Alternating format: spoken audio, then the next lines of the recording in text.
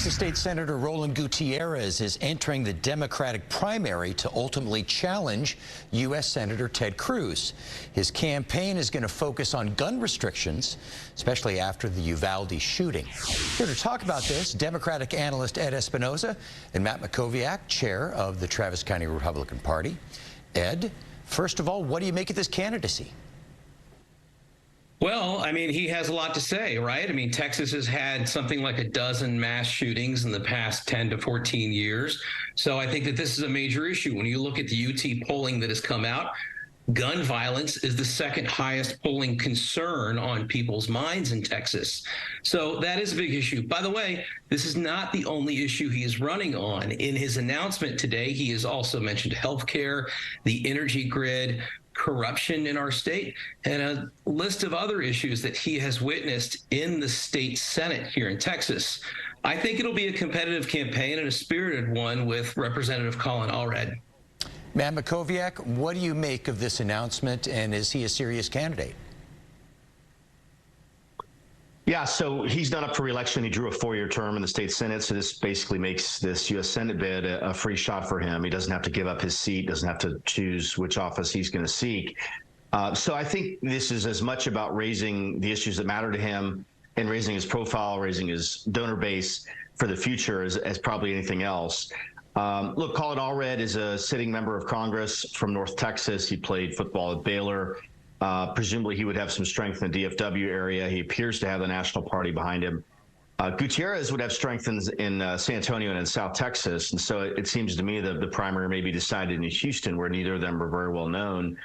But look, Roland is going to run to the left, and Allred may run more to the center left. And so it's going to be interesting to see. You would generally think that the more progressive candidate would come out of the primary. Ed Espinoza, Ted Cruz, obviously he had a very close race. He barely beat Beto back in 2018. Is he still as vulnerable now? Potentially. You know, Ted Cruz has never polled very well, even in Texas. Right now, he polls in the low to mid-40s, which is not a great position for somebody who's been a U.S. Senator from Texas for 12 years, so almost 12 years.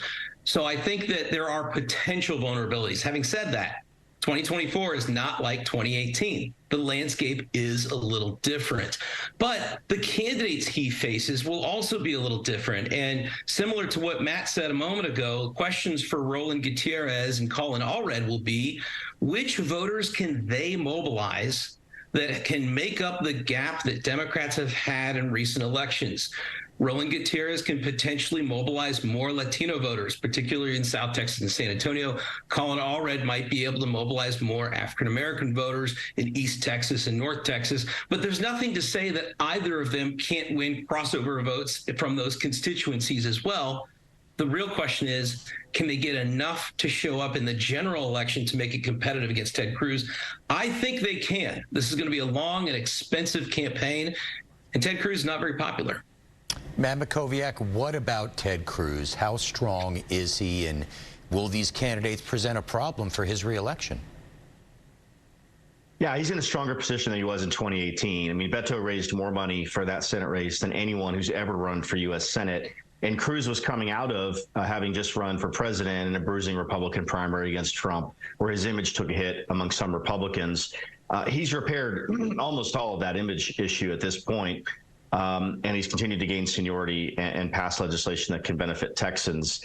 And in a presidential year where you have voters behaving in sort of predictable ways, I think it's unlikely, extremely unlikely, in fact, that Cruz loses. Now, the question is going to be the margin. As we saw in 2018, when the margin was 2.7%, Cruz won, but we had a lot of Republicans down ballot lose. So Cruz is going to want to win by a much bigger margin, and I think he'll be helped by the Republican nominee, whoever that is. Very good. We are out of time, but Senator Gutierrez is in.